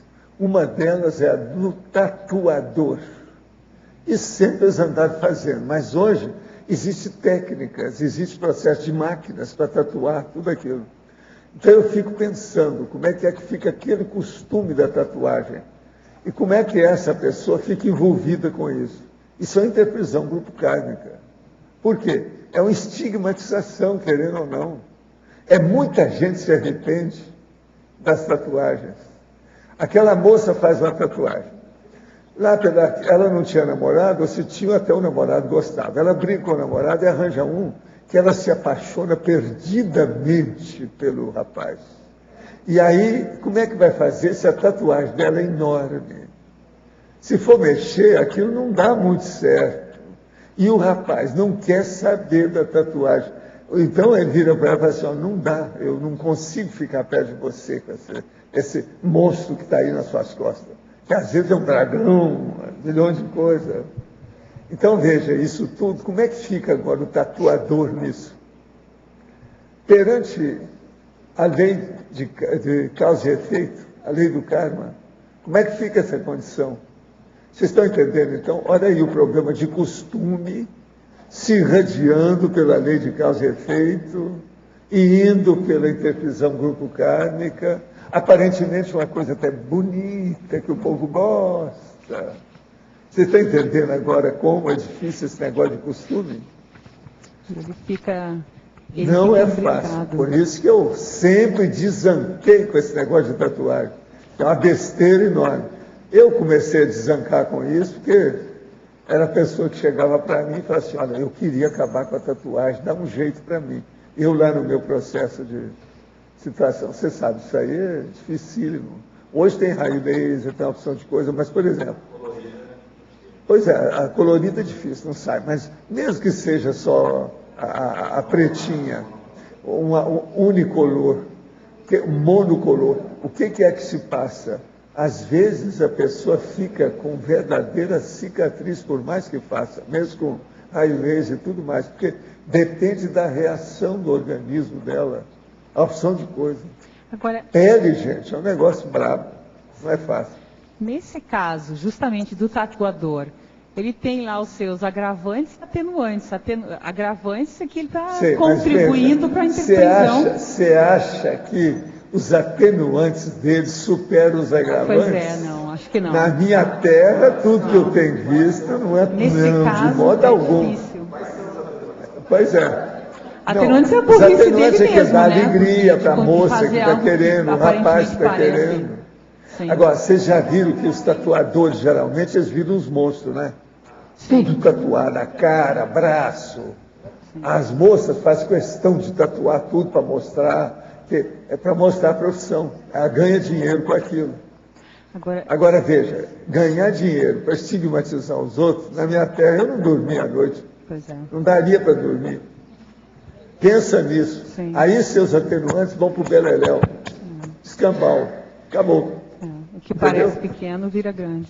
Eu estou dando só um exemplo, tá? Tem muito mais coisa do que isso. Aqui pode falar. O herpetógrafo, na página 3 da paradoxologia, se podia aprofundar a relação do paradoxo da mega inteligência com minifalhas, qual é a relação com a competitividade? Esse é um paradoxo também que eu achei bem legal, pelo seguinte, porque na verdade, né, às vezes a gente tem um pensamento simplista, que a pessoa que tem uma parapatologia, então é uma pessoa, sei lá, menor, né, digamos assim, pessoa menos capacitada, mas não. O que eu quero dizer aí é que temos a minifalha seria a competição, no caso, né, e a mega inteligência é porque a gente vê que a gente tem pessoas brilhantes no mundo, super inteligentes, super capazes de pensar e de fazer, de construir empreendimentos gigantes, mas que tem, né, esse traço competitivo, às vezes violento, agressivo, forte, né, de destruir, de passar por cima dos outros. Então é a questão de que essa parapatologia, ela não é uma coisa que limita a pessoa, ou seja, se é uma pessoa que é um grande tocador de obra, né, uma pessoa inteligentíssima, vários trafores, mas usar tudo isso para a questão da competição assediadora, né?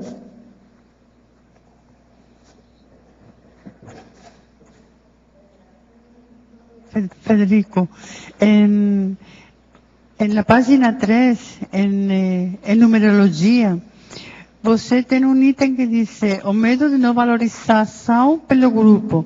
E eu digo, quando uma pessoa tem medo de não ser valorizada pelo grupo, que comportamentos você acha que mostra? Olha, a questão da não valorização pelo grupo, né, no caso que eu quis botar aí, é que ele vai ser, se a pessoa tem isso, tem muita probabilidade dela estar entrando em algum tipo de competição, né? Ou seja, dela demonstrar o traço da competição. Porque se ela tem, às vezes, o medo de não valorização pelo grupo, a tendência, às vezes, é você tentar pegar algum membro do grupo que você almeje, que você inveje, que você tenha admiração, né? E às vezes você entrar numa competição com ele, naquele traço, naquele quesito específico que você admira, ou seja, que você vê que o grupo admira, né? Ou seja, que você vê o seguinte, se eu competir e ganhar dele, é como se aquele valor daquela pessoa viesse para mim, e as pessoas vão passar a reconhecer que aquele valor é meu, que aquilo que elas valorizam é meu, e aí passar a ser valorizado pelo grupo, ficar mais tranquilo. Então o que eu quis botar é isso, ou seja, o medo de você não ser aceito pelo grupo é muito capaz de te empurrar para uma competição com algum membro do grupo, né, no sentido de você conseguir, então, ser valorizado pelo grupo por aquilo que aquele outro membro é valorizado. Frederico, página 2, tecnologia, as técnicas espúrias de manipulação interconsciencial, você pode comentar? Ah, claro. Muitas vezes a gente pensa em competição como uma coisa aberta, né? Eu até coloco em numerologia aqui, a gente pensa às vezes muito na competição como uma coisa aberta, mas o primeiro item da numerologia, eu coloco a competição velada, né? O terceiro item é a competição indireta, né? Então, o que eu estou querendo dizer é que muitas vezes a gente tenta usar de manipulação, né, em termos de competição. Muitas vezes a gente usa a técnica da manipulação para competir, né? Para a gente conseguir ganhar o que a gente quer, o nosso objetivo que a gente está competindo com a pessoa. Às vezes a gente é dissimulado, né, com a pessoa, e tudo isso visando aquele nosso objetivo. Então você vai, conversa com a pessoa, tenta manipular ela para ela, né, de alguma maneira você tirar ela daquilo ali que ela estava focando, ou que ela estava visando. Então a gente usa muitas vezes, quando a gente está competindo com uma pessoa, nem sempre é uma competição aberta, muito pelo contrário. Na nossa sociedade hoje em dia, a maioria das vezes é uma competição velada, ou seja, tem uma pessoa que está, né, fazendo dela e tem uma outra que está secretamente, né, muitas vezes manipulando essa consciência, desviando ela, né, tentando confundir essa consciência, ou tirar ela daquele caminho, ou às vezes até sabotar ela dentro do grupo, né, ou no trabalho com o chefe. Então, até na fatologia eu coloquei vários itens, né, como sabotagem, fofoca. Teve um outro lugar que eu coloquei a questão de... Esse tem mais. Eu botei, você ter informações privilegiadas sobre uma pessoa. Então, muitas vezes a gente usa de várias dessas técnicas indiretas e veladas, né, para você estar conseguindo atingir os seus objetivos, que você está competindo com o outro, que você está querendo derrubar o outro, ganhar a posição do outro, ou coisas do tipo. Ok.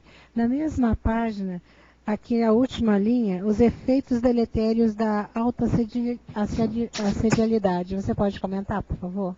Claro. É aquilo que eu estava até comentando aí, né? Na questão de que quando você começa a perceber, né, que você é competitivo, né? Quando eu estava respondendo a pessoa que estava querendo saber como fazer isso, e você começa a entender os efeitos negativos disso, então eu estou falando na verdade disso, ou seja, a competição é um traço intraconsciencial, ou seja, é um autoassédio, né? E os efeitos deletérios. Então, assim, você começar a perceber, são todos os efeitos negativos advindos desse autoassédio, ou seja, desse teu traço, né? Desse teu traço assediador, da competição. Na 3, o crescendo, se não tiver ninguém para perguntar, ok? Se tiver alguém na linha, a gente cede a vez. Mas na página 3, então, o crescendo patológico, abusos interconscienciais, débitos grupocármicos e o seguinte também. Ah, tá. Os abusos interconscienciais que eu estou falando é isso, né? Ou seja, à medida que você vai competindo com as pessoas, né, isso daí é mais ou menos o que eu estou querendo chamar de abusos interconscienciais. Você começa a brigar com as pessoas, lutar com as pessoas, passar a perna nas pessoas, atropelar as pessoas, né? Então, isso eu estou chamando dos abusos interconscienciais, ou seja, todos esses conflitos, todos esses interassédios, né, que você vai criando a partir desse traço. E, consequentemente, você vai criando débitos grupocármicos com isso. Inevitavelmente, né, a competição, né, tanto na frase enfática, né, deixa eu deixar isso bem claro, né, que a competição assediadora cria interprisões grupocármicas, travando a evolução mundial. Então, à medida que você está competindo com as pessoas nessa forma assediadora, você está criando ou reforçando, né, interprisões grupocármicas que você tem. Você pode estar criando novas ou reforçando antigas, né? E o segundo aqui... Deixa eu ver aqui. E o crescendo da gravidade dos equívocos não corrigidos. Ou seja, aquela pessoa, né, à medida que você não corrige esse traço da competição, né, a tendência é você estar querendo cada vez mais. Né? Ou seja, você vai competindo com muita gente, vai criando várias interprisões, e aquela pessoa, às vezes, que ainda vai conseguindo ter sucesso, ela vai cada vez querendo competir por coisas maiores, porque ela acha, né, que ao ela alcançar e ser bem-sucedida na competição, ela vai achar pacificação íntima, lê do engano, né? Ela pode ficar temporariamente satisfeita com aquela conquista, mas dentro em breve vai voltar, né? Toda essa insegurança, esse desconforto, essa falta de autoconhecimento, e ela vai voltar a querer competir e, em geral, vai escalonando, né? A pessoa vai querendo, ela acha que já não adianta mais competir por uma coisa daquele nível, ela vai querer uma coisa maior, e maior, e maior, e maior. Insaciável, né? Na nossa sociedade, aí, às vezes, né? As pessoas precisam de um carro maior, uma casa maior, né? Tá sempre querendo mais promoção, ganhar mais, né? E aí aquela coisa vai crescendo. Você vai cada vez fazendo coisas piores, às vezes, né? Para estar conseguindo coisas maiores, atropelando pessoas, e a coisa tende só a piorar, né? Alô, professor. É uma pergunta extra-pauta do dicionário. Eu queria saber se o senhor tem trazido verbetes novos com relação àqueles impressos. Ou aqueles que estão trazidos, eles não são, já foram revisados. Porque eu não tenho cuidado, mas alguns contêm alguns erros.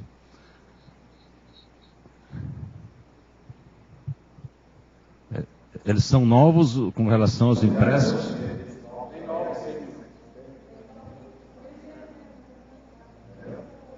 Não entendi nada. Sim. Não, todos esses aí, a maioria deles são novos. Maioria. Ah, sim. Tem alguns agora que vão entrar, talvez assim uns 15 que são dos antigos. Mas esses aí eu estou trazendo os novos, porque ninguém revisou, para ver se faz a revisão aqui. Ah, sim, porque alguns contêm alguns pequenos erros. Hoje, por exemplo, tem uma série de coisas, tem espaço em branco. Então, esse eu não conto naqueles que... Não, hoje só tem eu achei uma vírgula opcional, então não tem grande coisa. O processo de vírgula também a gente está vendo. Mas agora, aqui, tem uma série de problemas. Está faltando um L em transculturologia. Tem alguns que estão com a linha frouxa. Isso tudo eu estou fazendo porque são novos. Você vai olhando aí aquilo que você vê se você me ajuda. Eu confio em você como virgulista e virgologista. E crasista. Mas a gente fica na dúvida se a gente já não está corrigindo o que foi corrigido. Pode corrigir. É dupla. Vale a pena. Dupla visão. Obrigado. Eu não sou masoquista, mas eu adoro a heterocrítica. De todo mundo. Crítico, para mim, nunca é criticastro. Sabe? Ele é um grande cara. Ele sempre está se dedicando a ver o texto, sempre ajuda muito. Então, vou fazer uma pergunta aqui, que eu já me questionei lá na revisão, a questão do efeito halo. A gente tem visto na enciclopédia que o efeito halo está sem hífen. E eu consultei os livros técnicos e eles trazem o efeito dominó com... Sei, mas isso aí varia muito. Tem muita coisa que nós criamos, porque a situação fica no estilo da gente. Por exemplo, tem uma coisa que a gente deixou passar no verbete de hoje do Frederico. Tem 9 vezes a palavra disputa. eu vou tirar isso tudo e pôr outra no lugar. Assim, pelo cacófago. Cada competição. Essa palavra não é boa, porque já está muito, vamos dizer, prostituída. Vê se me entendem. Tá certo? Literalmente prostituída. Então, eu vou mudar. Existe exatamente 9, já está tudo marcado. Nós já estudamos tudo aí. Eu vou mudar isso tudo. E vou colocar também uma linha lá da culturologia, que não tem, porque todo verbete tem a culturologia, porque culturologia é item fixo. Tá certo? Agora, ó, para o nosso amigo Frederico, o professor Frederico, está lá, o verdadeiro galã de Hollywood, que acabou de chegar lá do Rio de Janeiro, eu espero, então, mais pelo menos uns 100 verbetes. E outra coisa, faça uma porção deles, manda para cá e depois você vem aqui para defender pessoalmente, para o povo ver como é que você é um galã. Fora de sério. Tá certo? Isso é importante, hein? Ok, Os obrigado. nossos comerciais, por favor. Obrigado. Hoje tivemos 49 assinaturas no livro de presença, 17 perguntas presenciais e 14 perguntas online. Os recados de hoje são do Loche sobre o simpósio de Proexologia, o Eduardo sobre a CP2, a Mercedes sobre a Semana da Saúde e a Marta sobre o curso Identificação das Diretrizes da Proexis. Pessoal, boa tarde. Gostaria aqui de convidá-los para o evento que é o 2º simpósio de Proexologia, que ocorrerá aqui em Foz do Iguaçu entre os dias 20 e 21 de outubro, agora 2012. Vamos ter a participação de vários pesquisadores.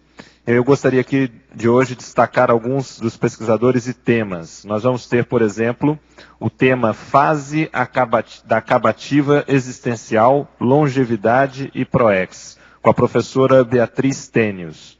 Vamos ter também o tema Honoré de Balzac, uma abordagem proexológica, quem irá apresentar o professor Gustavo Vieira.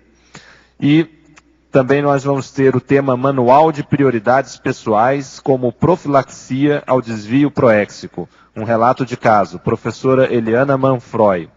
Teremos também o tema O Paradireito como Norteador da Autoproexis. Rodrigo Marchioli irá apresentar. Então, esses são alguns dos temas que serão discutidos no 2º Simpósio de Proexologia, aqui em Foz do Iguaçu, 20 a 21 de outubro. Convidamos todos vocês. Muito obrigado.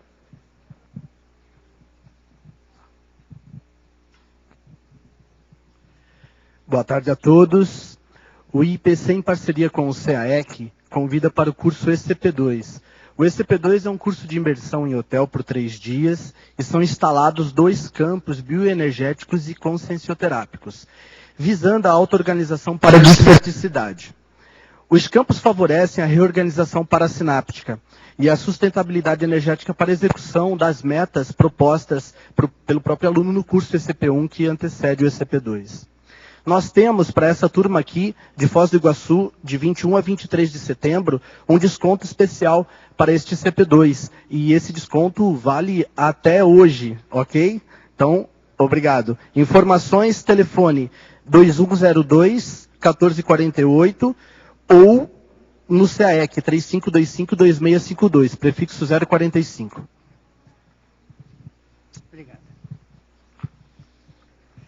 Boa tarde a todos. É uma satisfação convidar a todos vocês a participar da 5ª Semana de Saúde Holossomática da Cognópolis, de 31 de agosto até 9 de setembro, onde teremos o curso de campo da OIC, imersão progesterapêutica, eventos em parceria com outras instituições conscienciocêntricas e os eventos de pesquisa da consciencioterapia, 7ª Jornada de Saúde de Consciência e 6º Simpósio de Autoconsciencioterapia. Também será o lançamento da primeira revista científica da consciencioterapia e o primeiro encontro presencial do Colégio Invisível da Consciencioterapia. Não percam esta oportunidade. Obrigada. Boa tarde a todos. Nós queremos convidá-los para o curso Identificação das Diretrizes da PROEX. Esse curso visa facilitar a identificação da especialidade da Conscienciologia com a qual você tenha mais afinidade. Nós temos uma metodologia que vai facilitar essa identificação e dentre os objetivos do curso nós temos ampliar o rapport ou a sintonia com os evoluciólogos. Segundo, descobrir o papel individual na Maxi ProEx. Terceiro, definir o público-alvo da ProEx pessoal. O quarto objetivo é facilitar o acesso dos alunos aos conteúdos do curso intermissivo. O quinto, favorecer a identificação da linha pessoal da ProEx. E o sexto objetivo é propiciar a reflexão dos fatores determinantes da ProEx. Esse curso será ministrado aqui no CAEC nos dias 25 e 26 de agosto. No sábado o curso inicia às 8h30 e vai até às 22h, então é um curso de imersão. As informações e inscrições podem ser feitas pelo telefone 045 3525 2652. Repetindo o telefone 045 3525 2652. Obrigada e até logo. Para amanhã teremos o verbete Ergonomia Proexológica. A especialidade é Proexologia, de autoria da professora Anália Lopes. Obrigado pela sua presença e até amanhã.